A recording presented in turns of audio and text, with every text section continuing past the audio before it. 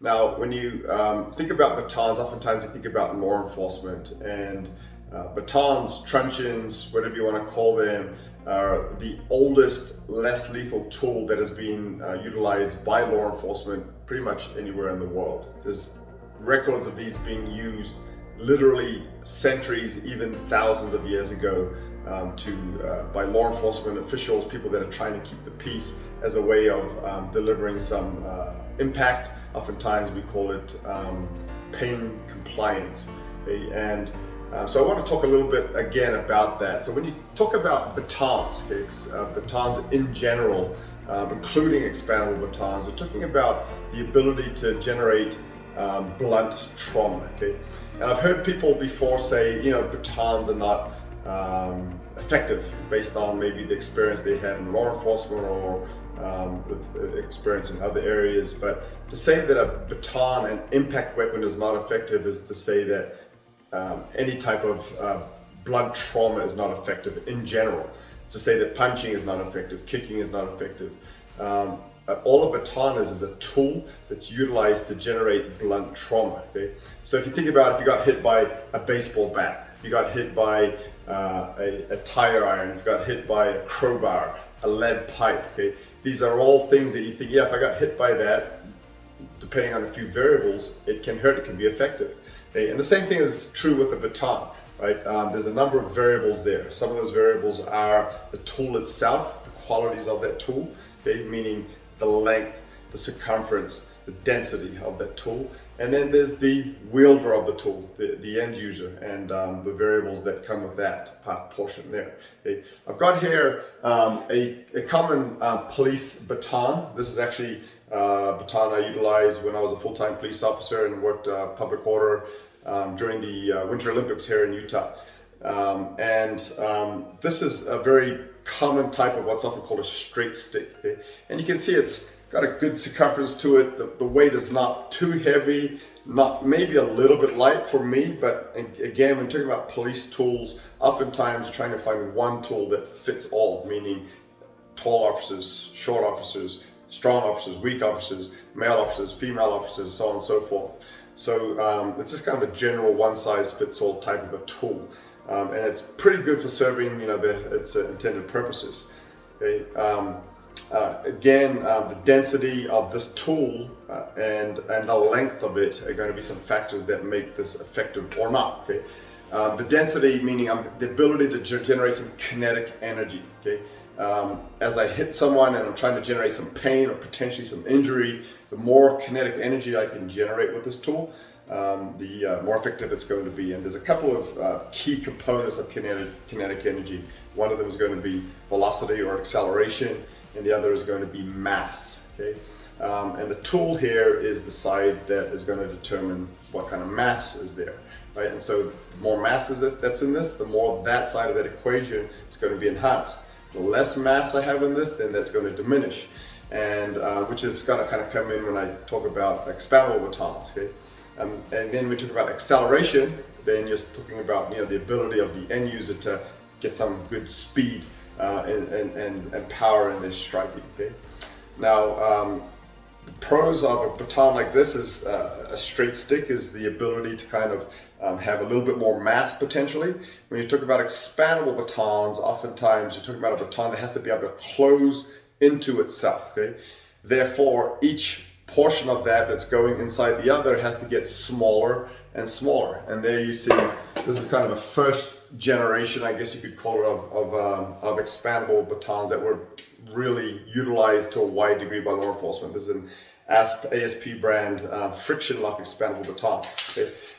If you've used these, you're kind of familiar with it, but you can see what I'm talking about. Each shaft, as it goes, it expands, gets smaller, and then smaller, so that the shaft that I end up having to utilize typically to hit with is very thin in this particular tool. Okay, and so oftentimes it's so thin they got to add another little knob on the end there so that it is not going to actually penetrate if I had to thrust at someone, which is not really effective with a friction lock baton anyway, because of the capacity for it to close in on my hand as I do that. Okay, but that's kind of one of the first generation there.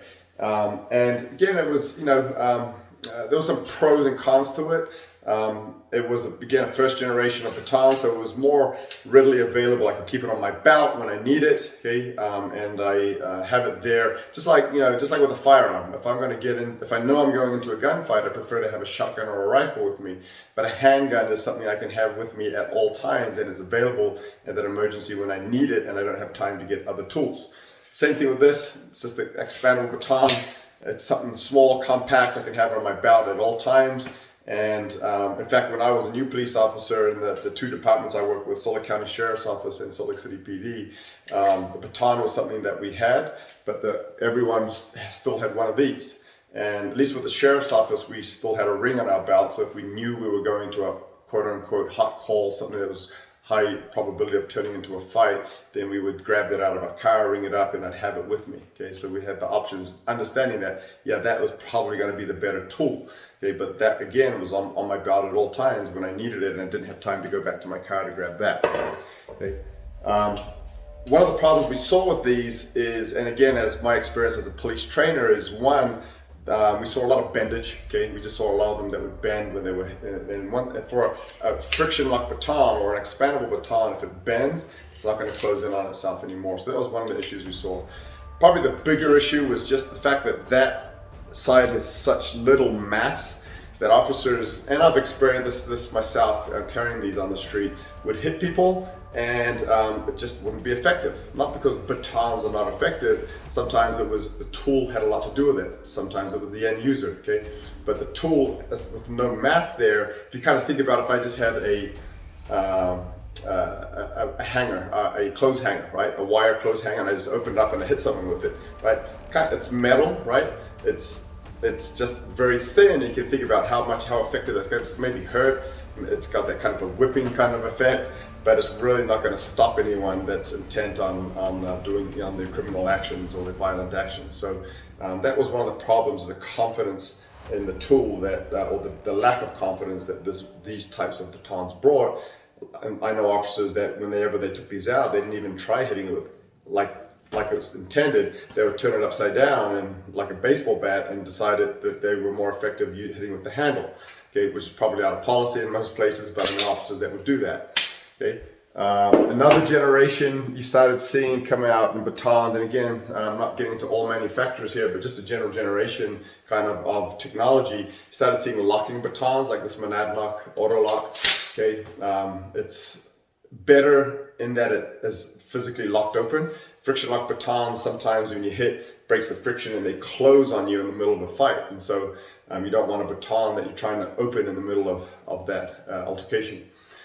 Sometimes you'll also see that they just open so tight that they're really hard to close. You got to bang them on some cement to get them to close. This one is a locking baton. Tolerances are not great. You can kind of hear the rattle in that, how much give it's got, and it's still fairly thin too in that end shaft, so it loses a lot of that mass. They would do things like add another piece on the end. I forget what they call it, the power tip or something like that, to add a little bit more mass onto it. But a little bit better in technology, but going in the right direction.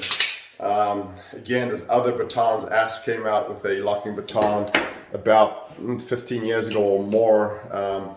15 to 20 years ago, a German company, Bonovi, who I had done a lot of consulting and training work for over the last 15 years, came out with their baton that doesn't have that rattle, a lot tighter tolerances. Because it is tighter tolerances, you can see that they're actually a lot tighter fit, so that end shaft does have more mass, right? So you're kind of helping to remedy the issue of less mass in the strike surface, a little bit better weight in that. And a great locking mechanism that fixed some of the problems in earlier designs from different manufacturers. Again, with these, you hit that button on the end and they close up. Okay, and again, these batons all come in different lengths. There's other companies out there doing great things too. A company from Ireland it's the first time I've seen something like this, but this is a 4 sections expandable baton. You see how big that is. Obviously this would be too big to utilize with one hand, but it'll be utilized with 2 hands, okay, like a baseball bat or a shinai and a kendo type strikes. But it's a 2-handed, a lot more standoff, But again, training is paramount, because the longer the weapon is, the easier it is for the person you're using it on to get a hold of it, right? So you've got kind of pro and con. But again, the length of that is another benefit of a baton, expandable batons included, right? Is I've got more standoff distance. I can hit someone and stay out of the range that, but hopefully, all things being equal, that they could hit me without closing the gap, so on and so forth. So I've got potentially the ability to generate more impact with that tool, generate more kinetic energy and they're easy to learn, right? It's a very natural movement to get a baton and just do that motion, just to hit like that, okay? It's a very natural movement, so training the masses, training police officers to do that, versus trying to teach them to be expert boxers, so on and so forth. And then the other side of that too, there's no injury to the baton, right? So I'm not hurting parts of my body by striking. I've got longer standoff distances. I've got the potential to create more kinetic energy. So lots of advantages to these tools. And there's a reason why, again, it's not only the oldest, less lethal tool utilized by law enforcement around the world, but it's today the most common, without a doubt, less lethal tool utilized around the world. Obviously, there's other things that officers use, chemical agents, pepper spray, OC, you've got tasers, things of that nature that are available in some parts of the world, but they're completely not available or not legal in other parts of the world. And sometimes it's just because of the cost or because of the laws. So that, again, it comes back to the baton as the most common tool, still widely used here in the United States. And as I travel the world personally, I see it used in a lot of countries. Why? Because it's effective, okay? It just takes a good tool and also good training, okay? Training is a paramount thing here, because in order for that tool to be effective, I need to be able to deliver strikes with good power, speed, okay? Speed is a component of power kinetic energy, timing, and distance awareness. In other words, accuracy, being able to hit what I'm trying to hit without getting hit by the person that I'm trying to hit, right? So I'm trying to accomplish all these things, and that takes training, okay? The tool can also be used as a leverage implement in what we call baton-assisted control holds, something that in the TRICOM training videos that we get into, try to make it as simple as possible, because it can get complex and training time is often limited for law enforcement. But if you're the kind of person that's going to train on your own, then there's a lot of great things you can learn as far as utilizing a baton to leverage control holds, okay? So it's a great tool.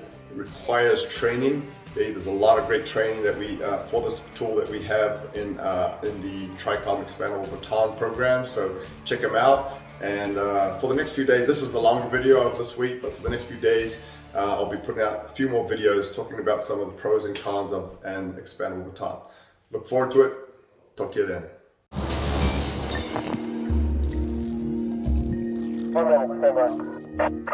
The more complex these techniques become, the less likely you're going to be able to use them in a real situation under stress. Push out, and that could be to the face. Shuffling in, and then come down. That just gives me a target. Push, and then strike. I'm going to bring it around behind his back, okay? Because now if he bends his arm, I'm going to lose that. I may transition in case I need it. See how I drop my shoulder, grabbing the baton. If I'm choking him, what's my end game? Is this a lethal force situation? Well, in most situations, it is if I'm trying to put a choke in on with the baton. So I'm just trying to survive some kind of encounter that's just gotten out of hand. Not crossing my arms as I bring this weapon out, but bringing this weapon around. Not the knife. If I just try and transition here, what's going to happen is action versus reaction. Bang, he's going to stick me with that knife before I've got a chance to get my sidearm out. Hit propels the shoulder forward, and that propels the weapon. Push down. I don't want to bring his hand to my gun. And I twist to bring him over to the side. Twist. 1, 2, 3, boom, and then I come in with a quick combo. I just want to start answering back as quickly as possible and do the technique slow. That way you're not going to get any injuries in your training. Have fun with it. And I'm doing plank position and then getting the baton out, striking, and from here I'm trying to create space. Okay, getting my baton out. It may be a simple thing, but it's not necessarily a natural thing.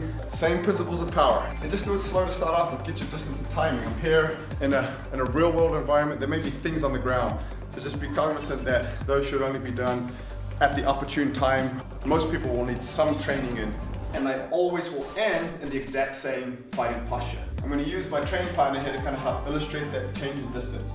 I move in here, and I could actually reach the head with the pommel of the baton. I've changed that much distance. Very high profile, and immediately I end back in my fighting posture that we've talked about. Be very low profile in that I'm still trying to de-escalate a potentially volatile situation, so that when I take the baton out, it opens out of the holster. And let the energy transfer into the target before I retract it or go to the other side of the body. Up to the left shoulder, cross load, but I don't want to lean away and shy away from those punches because that puts me off balance and it's going to knock me potentially even to the ground. If I'm going to attempt a lock with the baton, I need to create a window of opportunity. If I attempt to put a lock on someone and they're assaulting me, I'm probably going to get hit. 1 minute, stand by.